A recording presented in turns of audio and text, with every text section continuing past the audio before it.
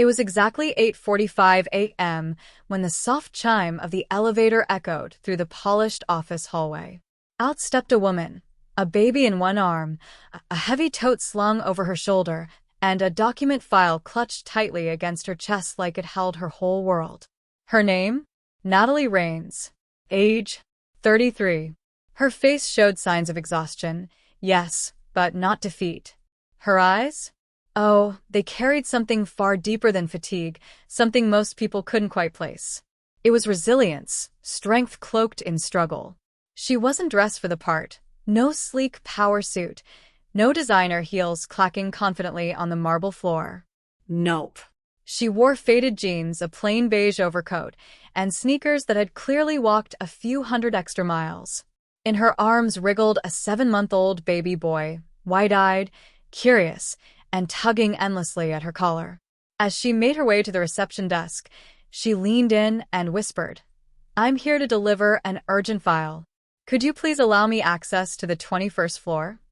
The young receptionist, barely out of college by the looks of him, looked unsure, hesitated for a beat, but then gave her a reluctant nod and buzzed her through. As Natalie passed the lobby waiting area, hushed murmurs began swirling behind her like a whispering wind. Is she seriously going up with a baby? Why can't she just drop the file down here? She doesn't look like she belongs here. Not here. But Natalie kept walking, quietly, gracefully, her chin steady. She didn't stop to explain herself. She didn't owe anyone that. She reached the waiting lounge just outside the large glass doors of the main conference room. The big meeting hadn't started yet. She eased into a corner seat, trying not to take up space, and gently bounced her baby on her knee. Minutes ticked by. The baby, sensing something in the air, the nerves, the tension, maybe even the judgment, started to fuss.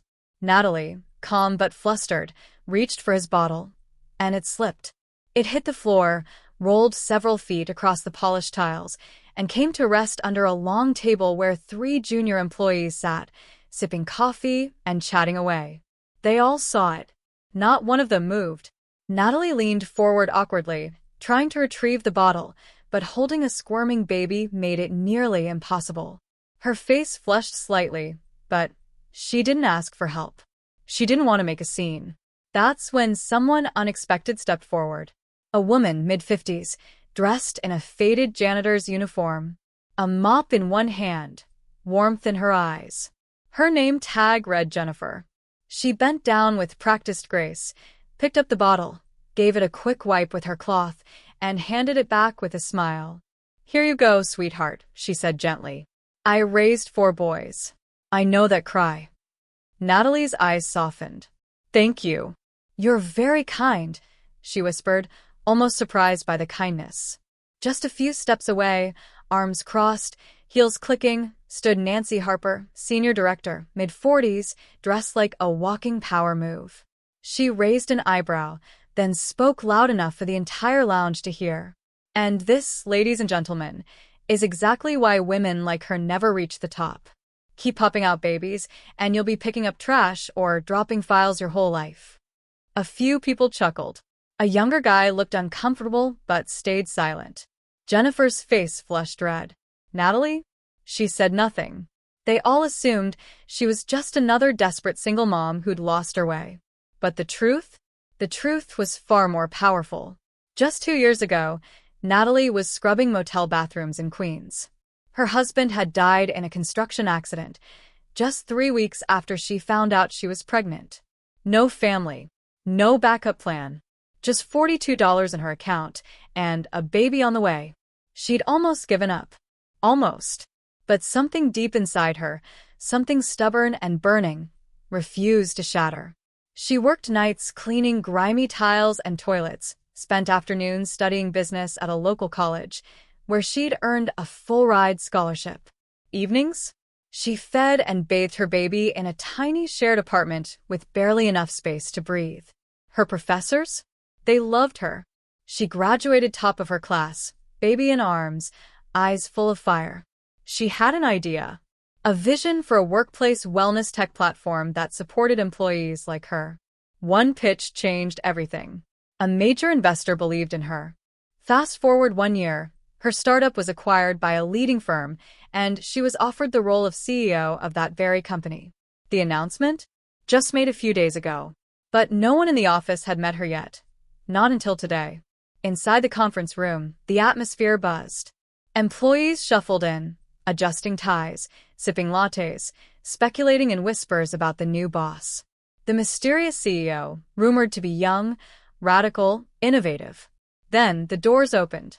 Natalie stepped in. Alone. No baby this time. She'd just dropped him off at the building's nursery. She walked confidently to the podium, still in her beige coat and old sneakers, and opened the file she had carried so tightly. "Good morning," she said with quiet authority. "I'm Natalie Raines, your new CEO."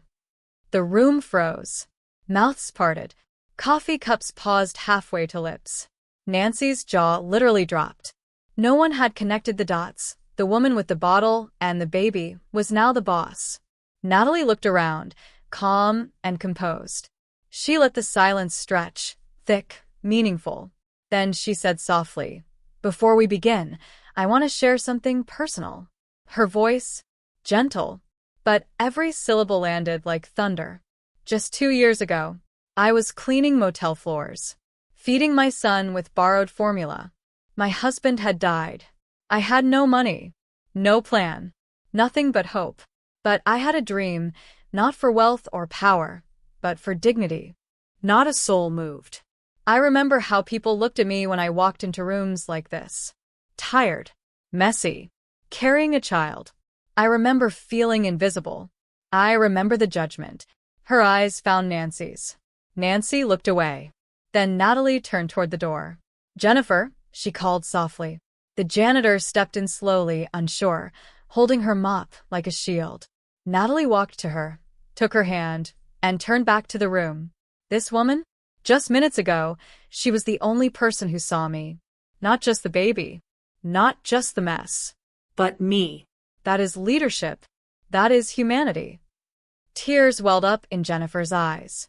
Natalie gently placed her arm around her and announced, "From today forward, Jennifer will lead our new workplace wellness committee, with full support, a salary upgrade, and a voice that matters." The room exploded into applause. Even Nancy clapped. Natalie returned to the podium and ended with this. Never assume someone's worth based on what they wear, what they carry, or how loud their voice is. Because sometimes the person you ignore today might be the one leading you tomorrow. And days later, a new mural appeared in the lobby. 3 golden words, shining under soft light. Respect. Empathy. Growth. And just like that, the culture began to change. Child care on site. Flexible hours designed for mothers and for anyone balancing life and ambition. Leadership mentorship programs, not just for executives but for every support staff member who dares to dream. Right beside the new office mural, a framed photograph hangs proudly. In it, you see Natalie, holding her son, eyes bright with pride, standing beside Jennifer, the janitor-turned-wellness lead. 2 women smiling.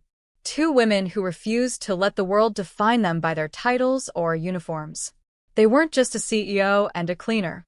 They were leaders, fighters, builders of a better culture. She walked in that morning with a baby in her arms and a document clutched to her chest. She walked out not just as someone who delivered a file, but as the woman who now runs the company. Not because she demanded power, not because she fit the mold, but because she had something that can't be taught in boardrooms or measured on resumes: heart. And heart, real, raw, human heart.